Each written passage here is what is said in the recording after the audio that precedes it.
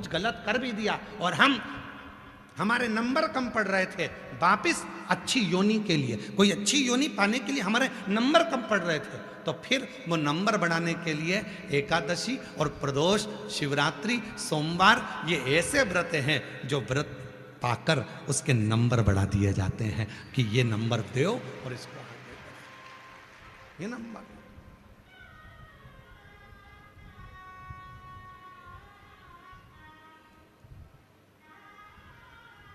स्वामी जी के हम एक बार गए थे वहाँ धाम पर, आपके मठ पर, वहाँ तो बड़ा शिवलिंग सुंदर विराजमान, बहुत सुंदर शिवलिंग है महाराज, बड़ा सुंदर सा शिवलिंग है। स्वामी जी कहते हैं कि इस पे एक लोटा जल चढ़ाते हैं, बड़ा सुंदर भाव इस पर, बड़ा सुंदर। तुम्हारा चढ़ाया गया एक लोटा जल तुमने पूर्व में भी चढ़ाया, कभी हम तो यहां तक कहेंगे कि दुख की घड़ी में तुम्हें कुछ भी याद नहीं रहे तो अपने पूर्व में किया हुआ पुण्य याद करो, अपने पूर्व में किया हुआ पुण्य का स्मरण करो। हमने सोमवार का व्रत करा था, हमने एकादशी का व्रत करा था, हमने प्रदोष का व्रत करा था, हमने एक लोटा जल चढ़ाया था, वो स्मरण। और ये हम नहीं करें, श्री गणेश पुराण, गीता प्रेस गोरखपुर की गणेश पुराण लेकर आओ, उस गणेश पुराण को पढ़िए।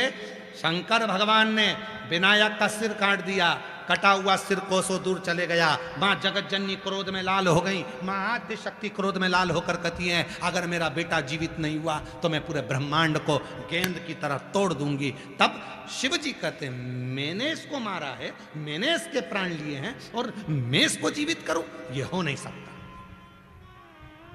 ये नहीं हो सकता। तो कौन जीवित करेगा? नंदी से पूछा जाए। नंदी के पास गई पार्वती जी, हे नंदी अगर मेरा बेटा जीवित नहीं हुआ तो मैं ब्रह्मांड को तोड़ दूंगी। गुस्से में लाल थी मां। नंदी ने कहा मां क्रोध ना करिए, स्मरण करिए पूर्व का। आपने जो शादी के पहले करना प्रारंभ करा, पार्वती जी ने वो स्मरण करना प्रारंभ करा और पार्वती जी ने उसी समय पर उनके केश में से जो स्नान कर रही थी, उस केश में से पानी जो गिर रहा था, उस पानी का स्पर्श हाथ में लेकर कहा यदि मैंने पूर्व में शिव को एकाग्र चित्त कर कर एकांतेश्वर मानकर पूजन करी है तो मेरे बेटे का शीश जुड़ना चाहिए। तब शिव ने आज्ञा दे दी, जाओ जो माँ अपने बच्चे से पीट कर कर सो रही हो उसके बच्चे का शीश लेकर आ जाओ। और वो हाथी के बच्चे का शीश आया। माँ कहने लगी मनुष्य के शरीर पर यह हाथी का शीश?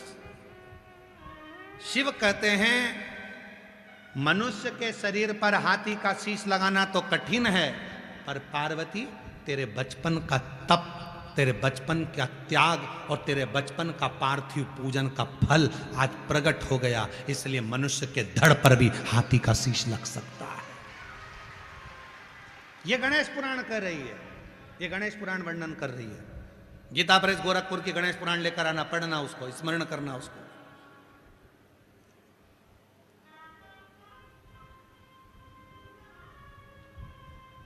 कोई पड़ा है, बहुत ज्यादा तकलीफ में पड़ा हुआ है और तुम विचार करो कि ठीक ही ना। पत्र है, देखिए, स्मरण करिएगा पत्र।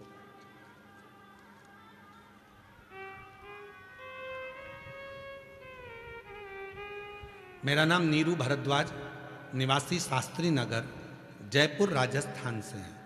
कहीं बैठी हैं नीरू जी भारद्वाज? आप ही हैं? ऐसा हाथ हिला दो एक बार। हाँ जी,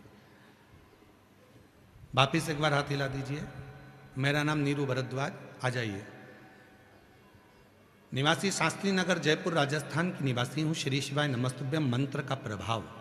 कोई हमसे पूछे, हम आपकी कथा 2020 से सुन रहे हैं। सन 2023 में अचानक से मेरे पति की तबीयत खराब हो गई, बीपी बहुत ज़्यादा बढ़ गया। हॉस्पिटल लेकर गए तो डॉक्टर ने उन्हें वेंटिलेटर पर डाल दिया।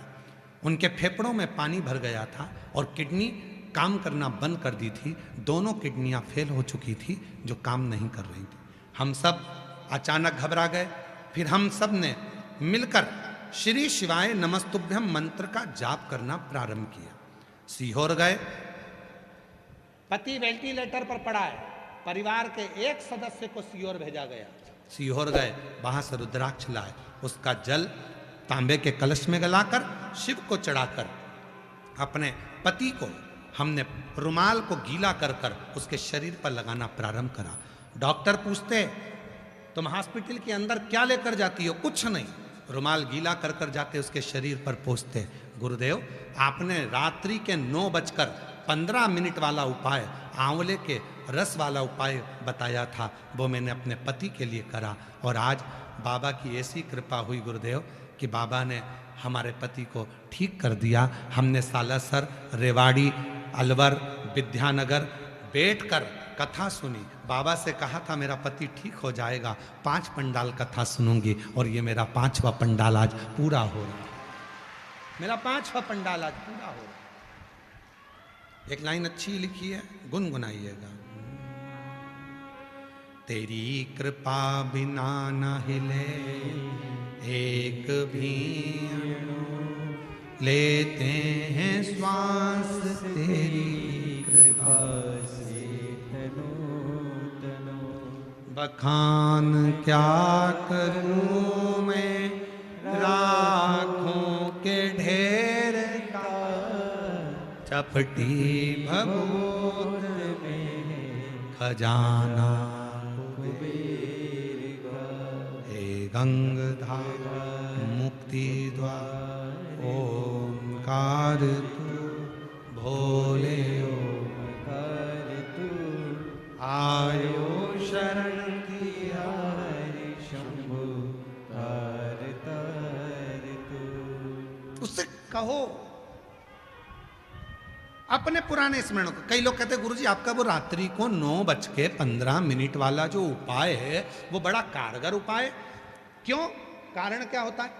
और ये हमने नहीं बताया, अब तो स्कंद पुराण में, शिव पुराण में रात्रि के 9:15 का उपाय हमने नहीं बताया, ये पुराणों में लिखा है। उसको निकालो, 9:15 वाला उपाय निकाल कर, काल घड़ी का, समय का उसमें वर्णन कर कर उसको स्मरण करिए। ये हमारा नहीं है, उसका स्मरण करो।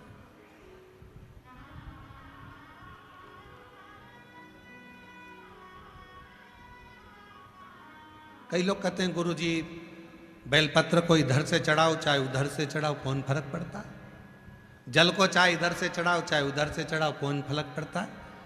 शिवपुराण वर्णन करती है रे बाबा, शिवपुराण कहती है डॉक्टर भी दवाई देता है तो बताता है ये दवाई खाली पेट लेना तो ये भरे पेट लेना, ये दवाई कुनकुने पानी से लेना तो ठंडे पानी से लेना, ये दवाई सुबह लेना तो ये रात को लेना, डॉक्टर भी बताता है। उसी तरह शिवपुराण भी बताती है कि बेलपत्र कहाँ से बैठकर चढ़ाना, जल कहाँ से बैठकर चढ़ाना, जब हार्ट काम ना करे, जब कहीं हार्ट फेल हो जाए तो दुर्बा का कैसे प्रयोग करना, बेलपत्री का प्रयोग कैसे करना, कनेर के फूल का प्रयोग कैसे करना, ये हमारी पुराण कहती है, ये हमारे शास्त्र कहते हैं, ये हमारी पुराण वर्णन करती है।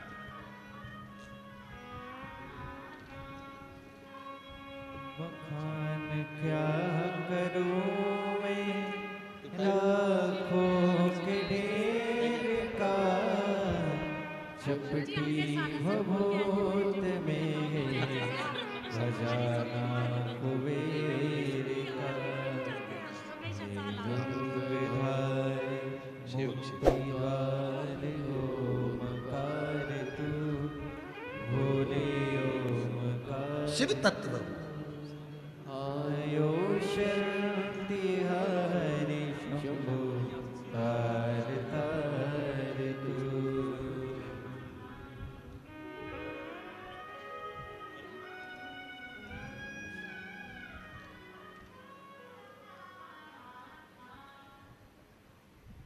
शिव को भजो, शिव का स्मरण करो।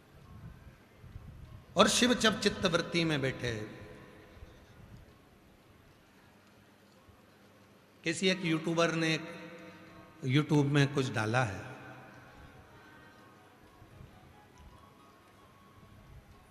अच्छा है। एक कोई बहन है यहाँ कथा में बैठी है, उसके बचपन में पिताजी चले गए थे तो शिव को पिता माना है उसने।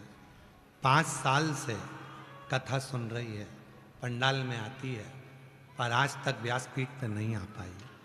किसी यूट्यूबर ने, अगर वो यूट्यूबर यहाँ बैठा हो जिसने उस बहन का वीडियो डाला है, और अगर वो बहन यहाँ बैठी है जिसने 5 साल से इस व्यासपीठ को पिता मानकर आती है, बाबा से झोली पसार कर जाती है, अगर कहीं बैठी हो तो वो आ सकती हैं।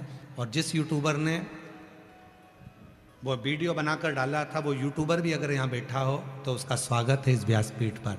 उस बच्चे के लिए जोरदार ताली बजाओ जिसने ऐसी रील बनाकर डाली। और वो बहन जो 5 साल से, जिसका पिता बचपन में चले गया था और शिव को पिता मानकर 5 साल से भगवान शंकर की भक्ति में डूबकर शिव की स्मरण में लगी, 5 साल से कथा सुन रही है, नहीं मिल पाई। वो तो अभी हमारे स्मरण में आया क्योंकि वो दीदियां बोल रही थी कि कई सालों से तरस रहे थे शिव पुराण के लिए बाबा, और बाबा से बोल कर आए थे, सालासर जी में गए थे कथा सुनने, तो वहाँ कहा था कि हमारे जयपुर में हमको भी कथा सुनने को मिले, और आज बाबा ने ऐसा योग लगा दिया, कथा मिल गई। ये शिव है।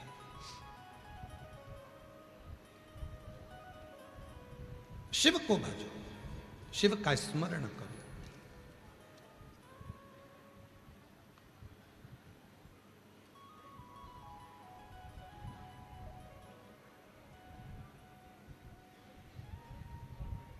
और जब तक तुम्हारे भीतर वो भरोसा, वो दृढ़ता, वो विश्वास दृढ़ी है, तो शिव को मिलने में देरी नहीं लग सकती, शिव मिलेगा।